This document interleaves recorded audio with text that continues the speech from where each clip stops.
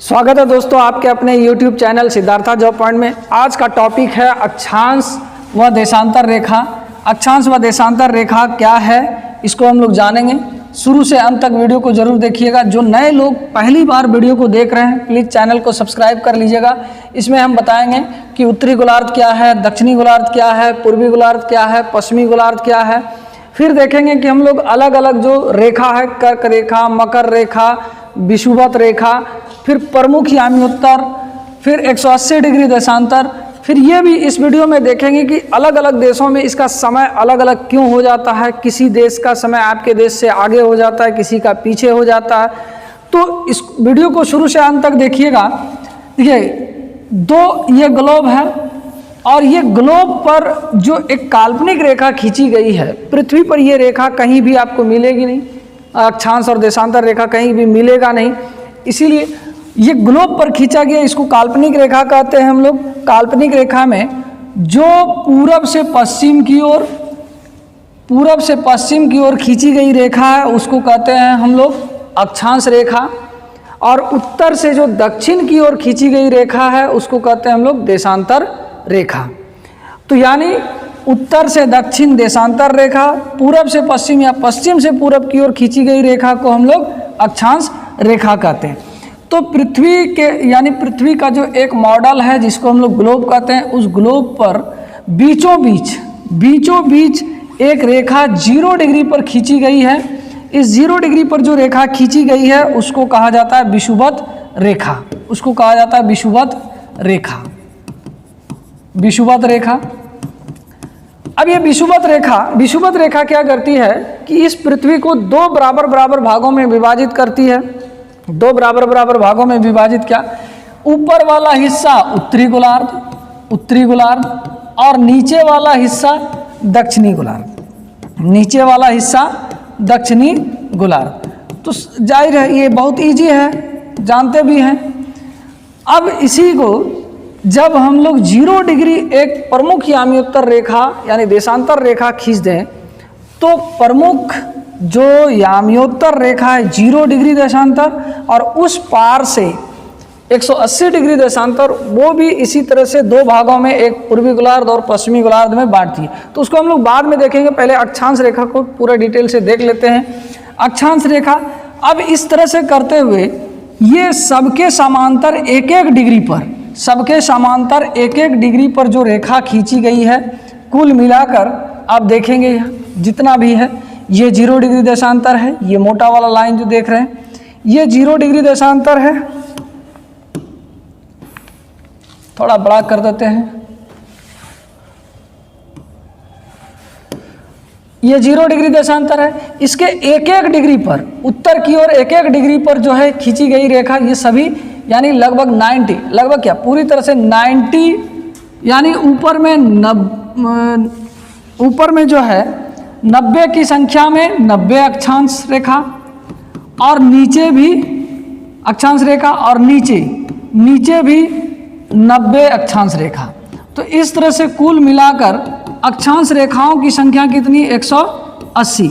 यानी आप देख रहे हैं अब ये गोल है, कोई चीज़ गोल है, यदि हम 0 डिग्री ही खींचे तो उस गोल के चारों तरफ घुमाएंगे तो उसी को कहा जाता है अक्षांश वृत्त। यानी 0 डिग्री अक्षांश जो विषुवत रेखा है तो इसको हम लोग विषुवत वृत्त कहते हैं। ये पूरा गोल होकर घूम कर क्या बनेगा, एक वृत्त बनेगा। तो इस तरह इस करते 90 यानी 90 अक्षांश ऊपर उत्तरी गोलार्ध में और 90 अक्षांश रेखा दक्षिणी गोलार्ध में, तो कुल मिलाकर 180 अक्षांश रेखाओं की संख्या। अब अक्षांश रेखाओं को इसका कुछ अक्षांश रेखा महत्वपूर्ण है, उसको देखेंगे। 0 डिग्री अक्षांश को क्या कहते हैं, अक्षांश की बात करें तो 0 डिग्री अक्षांश को कहते हैं हम लोग विषुवत रेखा। नोट कर सकते हैं आप लोग, विषुवत रेखा या भूमध्य रेखा यानी इक्वेटर, इसको इंग्लिश में इक्वेटर कहते हैं। फिर 23.5 डिग्री नॉर्थ और 23.5 डिग्री साउथ, इसको कहते हैं नॉर्थ को कर्क रेखा और साउथ को कहते हैं 23.5 डिग्री साउथ को कहते हैं मकर रेखा। अब यहाँ सवाल है कि जब इतने रेखा हैं तो साढ़े का क्या मतलब है, 23.5 लेने का क्यों ज़रूरत पड़ा, इसको समझते हैं हम लोग। क्यों लेने का मतलब समझते हैं, यहाँ से जीके भी रहता है।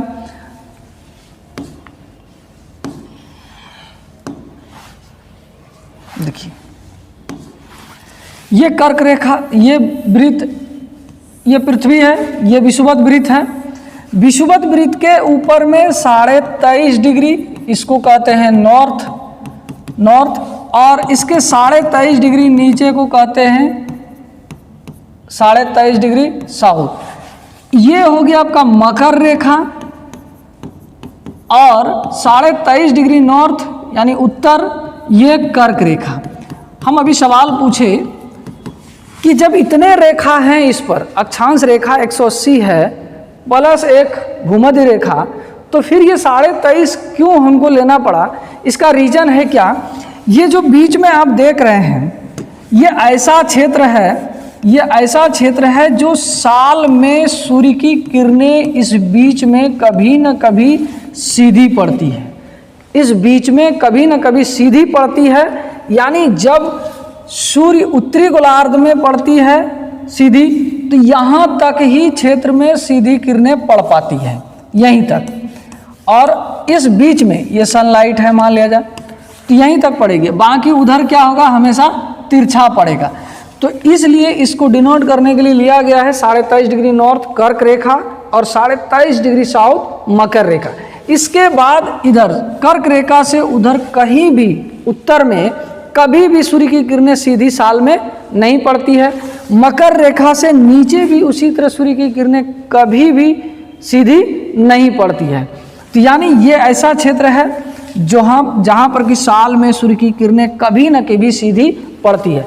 हम लोग कर्क रेखा, हमारा कर्क रेखा जो है भारत के लगभग बीचों बीच से गुजरती है, इसलिए आप गौर किए होंगे कि कभी न कभी सूर्य जो है हमारे सिर के ठीक ऊपर से गुजरती है साल में, तो इस वजह से ये 23.5 डिग्री लिया गया है। हाँ, तो अब ये 23.5 डिग्री साउथ मकर रेखा, 66.5 डिग्री नॉर्थ उत्तरी ध्रुव वृत्त, उत्तरी ध्रुव वृत्त, और 66.5 डिग्री साउथ दक्षिणी ध्रुव वृत्त, ध्रुव वृत्त, और 90 डिग्री नॉर्थ उत्तरी ध्रुव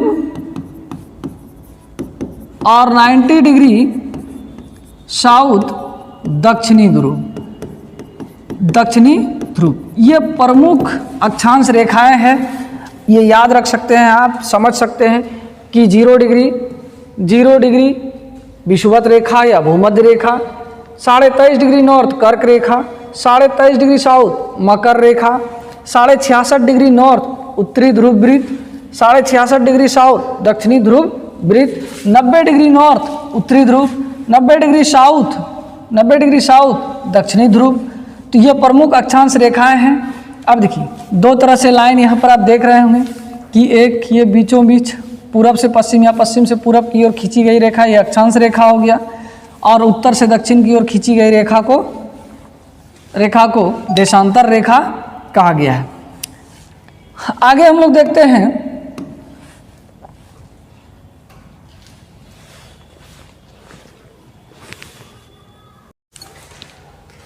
अब देशांतर रेखा देखते हैं हम लोग।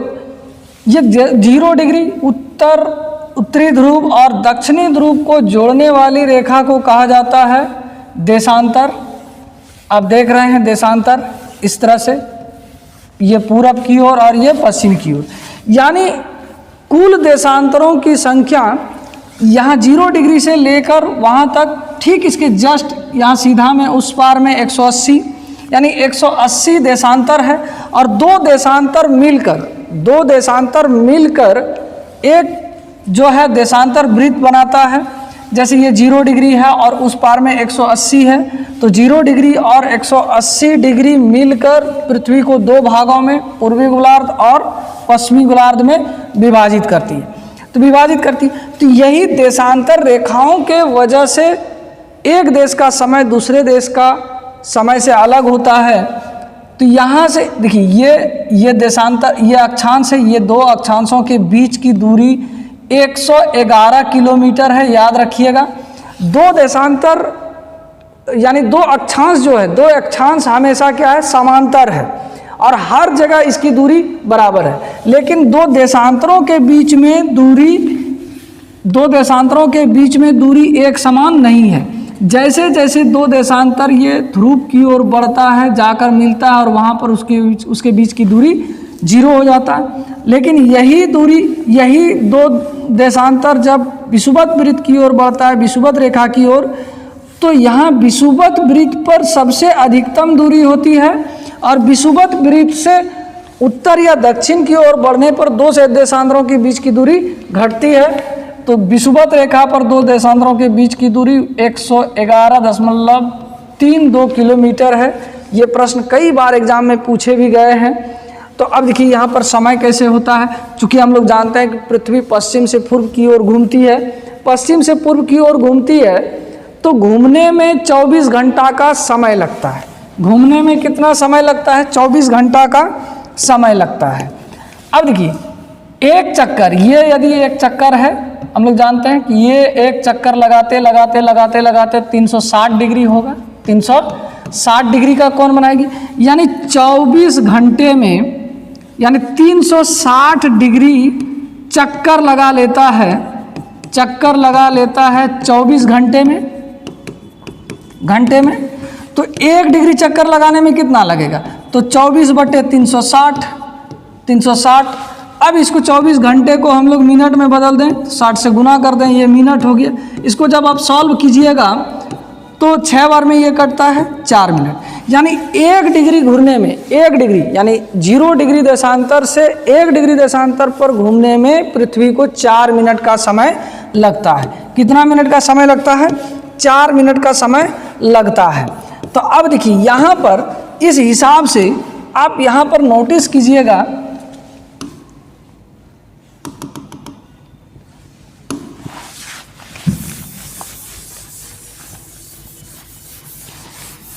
अब पृथ्वी घूम रही है, गौर कीजिए कि ये पृथ्वी, ये 0 डिग्री है, तो ये 0 डिग्री ये ग्रीनविच से होकर गुजरा है। 0 डिग्री देशांतर रेखा जो है ब्रिटेन के ग्रीनविच, कहाँ से, ये भी प्रश्न रहता है।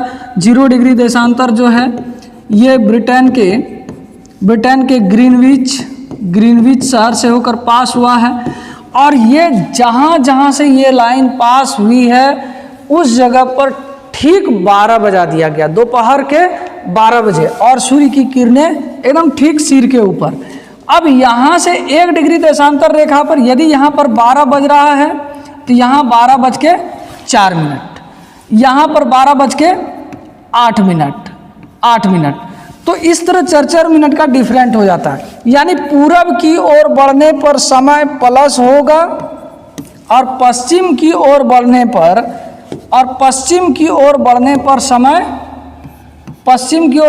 पर समय माइनस में होगा, समय माइनस में। अब देखिए यहाँ से, अब हमारा जो देश है, हमारे देश का मानक समय 82.5 डिग्री पूर्वी देशांतर है, यानी ये ग्रीनविच से हमारा देश कहाँ है? 82.5 डिग्री दूर है। तो इस हिसाब से 82.5 डिग्री का आप समय निकालिएगा। 1 डिग्री का कितना? 4 मिनट। तो 82.5 डिग्री का निकालिएगा तो 330 मिनट निकलेगा। 330 मिनट यानी 5 घंटा, 5.5 घंटा। तो ग्रीनविच पर यदि 12 बजेगा तो हमारे देश में कितना बजेगा?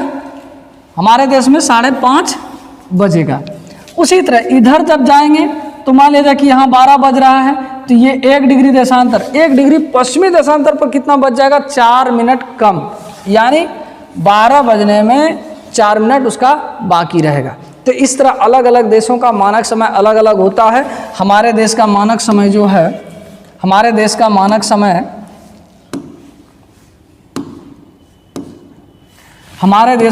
समय लिया गया है, मानक समय 82.5 डिग्री लिया गया। अब 82.5 डिग्री क्यों लिया गया पूर्वी देशांतर?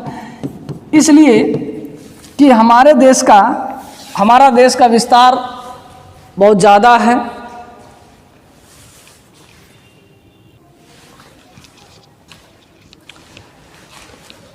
किसी भी देश का मानक समय जो होता है उसके बीचों बीच होता है।